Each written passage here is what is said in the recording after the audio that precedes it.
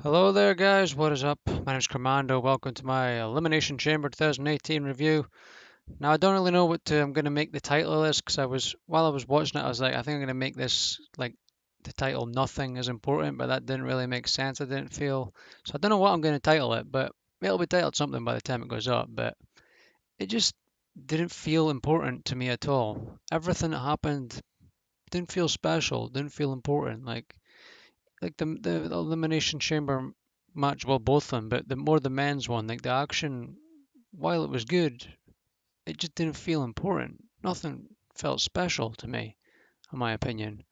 I don't get it. I just don't feel like the Elimination Chamber matches mean anything anymore. They just because they've changed it and it's all padded and that's great. You're protecting the wrestlers, but you could still make it look as though looks like steel, or though it looks like it hurts. Not this bloody thick ass rubber stuff that's obvious as hell. And then when they're landing on it, they're bouncing on it like a trampoline. I think it just takes away from it. And well, even though that's the case, they very rarely even use the chamber in the chamber matches. I mean, I'd say they used it more in the women's match than they did the men's, but it just doesn't seem like a necessary match to have anymore. Especially at this time of year, I don't think it's worth having, and I don't think it's worth. But I just don't even feel it's worth having at all anymore. It just doesn't seem like a important match or a match worth having anymore. It just seems like a bloody what would you call it? Like one of those bounce house things, those inflatable bounce house things, or whatever you would call it. It just doesn't look like a destructive match anymore, and it doesn't feel like a destructive match either. Um, that's how I feel. But let's go. We got the kickoff show. Nothing to say about it. The match was Luke Gallows and that versus the Miz Taraj. 8 minutes 50. Prototypical tag match. Nothing interesting. Rest holds, wearing them down. Comeback, win, over. Luke in that one. Uh, First match was the women's elimination chamber match, 29 minutes 35. Alexa Bliss came in last, which I thought made sense. Like I said, the match was okay. I thought it was passable. It was decent. Nothing really to say about it. The highlight to me, the best moment, one of the only top moments of the show was Alexa Bliss doing the Twisted Bliss from the top of the pod, which I thought was really cool. And she hits it, and then they lie there for a second, and then Sasha Banks like super Cena's out of it into a bank statement. I'm like, okay. And then they roll into the ring, and then she sort of counters it. Sasha gets rammed into the pod, and then gets DDT'd off the top rope and wins. Bliss wins. So yeah, that happened. I liked Sasha on that chasing Bliss around the chamber. I thought that was kind of cool, but outside of that, it was just a passable match. But the Twisted Bliss thing was cool. But then afterwards, she had this promo, and I was like, "This is this really the way they're going to go with this? 'Cause, like, this is bloody terrible." She was like, Lex was like getting all emotional and like saying that this is all for all the little girls out there, and I'm like, "Oh my God, you gotta be kidding me!" But she turned it around and like went all heel and says that nobody else will be able to accomplish it because she's like the true goddess and all this stuff. And I was like, okay, yeah, this makes sense now. Um, so that was all right. But then moving on, we have the next match, 10 minutes 5, Cesaro and Sheamus defeating Titus worldwide. Exact same as the other tag match. Basic, nothing happening, rest holds, comeback, win, over. Crap. The bar one, nothing to say about it. Boring, uninteresting. The trailer for Andre the Giant's thing after it was more interesting than that match. That isn't good tag team wrestling. Maybe like 40 years ago or something. Not now. That's not good. Not entertaining. Moving on, we have Asuka versus Nia Jax. Lasted 8 minutes 15. Asuka won. Jax kind of dominated most of the match. I don't really remember much about this match, to be honest. I think Jax just sort of kind of dominated for the most part. Uh, I don't really remember. I'm just looking at the recap thing here. Uh, Asuka had like an armbar thing at the end, then she powered up, power bombed her into the turnbuckle. And then Jack started looking at the WrestleMania sign, and then Asuka did this pretty cool roll up. I think she somehow ended up on her shoulders or something, or I don't know. She countered it into like an Oklahoma roll thing or something, and then got the win, which is pretty cool. And then afterwards, Jack started beating her up and throws her out the ring, and then she slammed her through the barricade, where JoJo and that's it. And I was like, okay, cool. And then she walked away really pissed. So I don't know if she's going to end up added to the match anyway, or what's going to happen there. I don't know. But there's nothing really to say about the match. It was, like I said, it just didn't feel important. The whole show did not feel important at all. Nothing felt important, or everything didn't feel important. I don't know if saying nothing felt important. I don't know if that makes sense. I don't think I'm saying that right. I don't know. But nothing, everything on the show, it didn't feel important.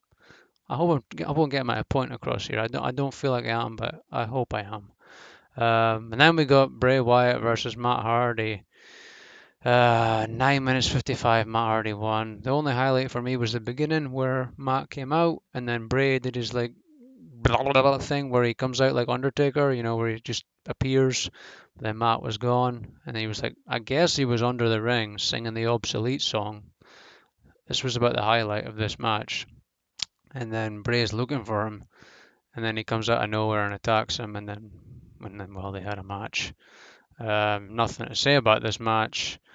I don't remember anything about it, apart from a pretty cool Uranagi from Bray. Looked pretty brutal. Uh, Eventually, Hardy won. Still not doing what made Matt Hardy popular in TNA. So, I don't care. And nobody else probably should care either. Everything that was great about Matt was all the crazy backstage vignette segment things. I don't really know how to describe it. I wouldn't call it backstage, but segments where it looks like there's no cameras, where it looks like a movie type of thing. That's what I'm looking for. The final deletion stuff.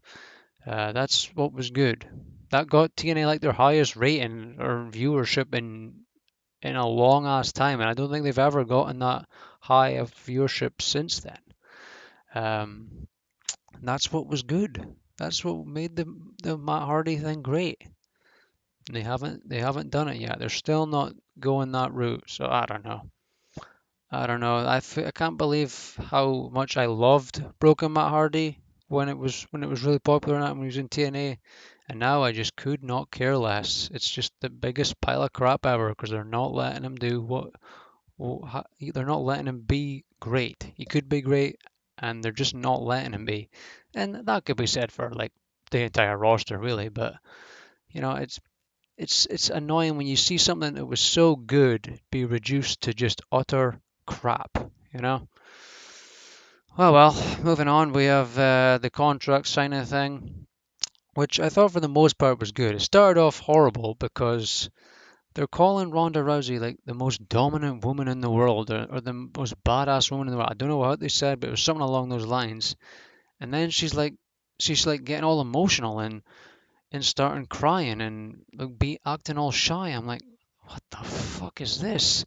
I was like, this is how this is gonna go. And she's like talking about Roddy Piper and like she's getting all sad and shit. And I'm like, oh my god, this is terrible. And Triple H and that was out there, by the way. And then they were saying some other shit, and then they were about to sign it, and Kurt Angle was like saying stuff to Triple H, and Triple H was getting pissed.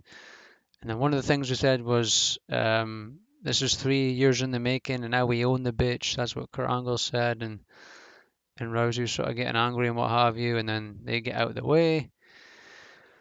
And they say some other stuff, and then Ronda, she's bloody threw Triple H through the table. And then Stephanie gets back in and slaps her and says, "Who the hell do you think you are?" and all this stuff. And the fans were shouting, "You fucked up." And then she just ran away and she signed the contract, and that was it.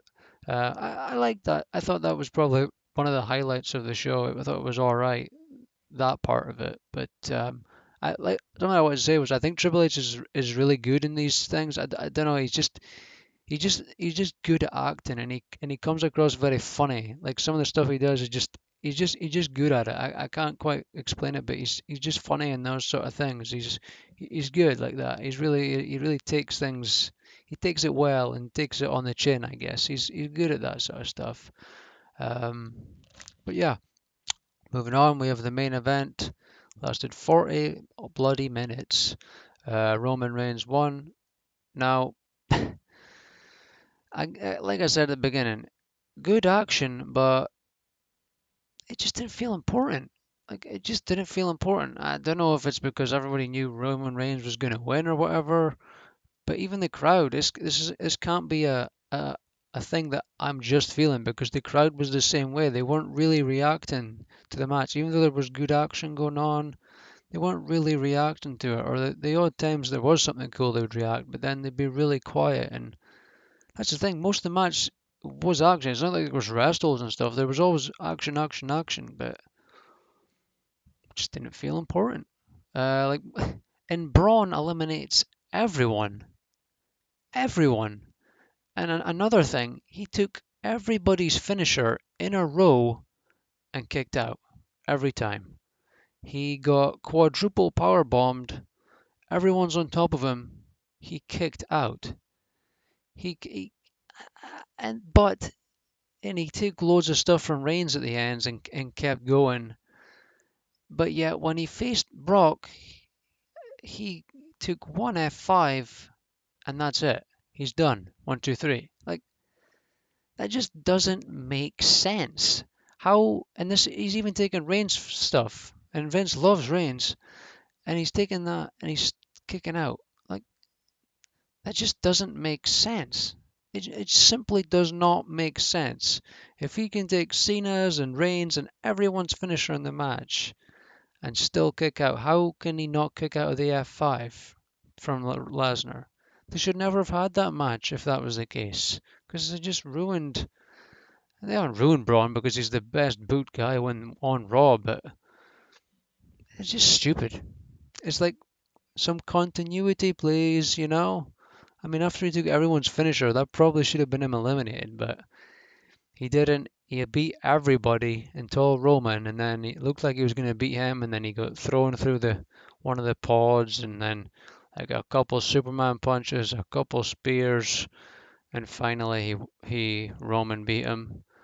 And then afterwards, Reigns is like thinking, and then Braun just gets up and power slams him. And then he bloody, I think he did another power slam. But as usual, like I said in my predictions, he's not. The fans are vaguely chanting one more time. Play up to it. Play up to them and get them so they really want to see it. Not just go, oh, oh, and then hit it. Play up to them. Get them to react. Get them to get hot. Get them to want to see it. Not just hit it. You know, it's quite a basic move. So I'm kind of surprised that people actually want to see him hit this move. But at least play up to it and get them really into it. But no, he just hits it. You know, that's my downside to Braun. Like you could really be getting the crowd into that. It's like when Daniel Bryan did his yes chants years ago when he turned on Daniel Bray and he did that slow yes chant and the entire crowd was into it. And I still don't get why they never capitalized on that and did that all the time. Because if he did that slow thing and got everybody into it, you could have gotten insane crowd reactions every time instead of that just that one time where they were going nuts. I just don't get it. I just don't get it. And then after he did all this, he threw him through a pod and then the show ended. But the Raw Talk thing was good. I thought it was probably better than the pay-per-view. Like Cena had this. It's like Cena, you know, he's gotten a lot of flack in the past, but he's a good actor. He's acting all like sad and like defeated, and as though he has no idea what he's gonna do. Like he's really good at that, and it's very believable. I give props to him for that. He's very believable on there. And Stephanie was on there, and Roman was on there. It was enjoyable. I liked it. And Roman was calling Paul Heyman like a fat Jewish guy, and some other stuff he was coming out with. It was pretty good. Um, but yeah, like I said, the whole show just didn't feel important, didn't feel necessary, and I don't think the Elimination Chamber match needs to ever happen again. It's just it's not brutal. It's not. It's not violent or anything, and yeah, it's great that they're protecting the talent, but it just doesn't look like it's hurting, and it doesn't look brutal, and it doesn't seem like a violent match. So it's like, well, why bother? Like this entire pay-per-view, in my opinion, didn't need to happen. It was just like a Raw with no commercials, really. That's how I felt anyway. So yeah, that's my review. Feel free to tell me what you thought. Um, we got bloody Fast Lane or Shit Lane coming up in a couple of weeks, which will probably be worse than this. Because SmackDown is absolutely atrocious. Which we'll talk about that when we come to it.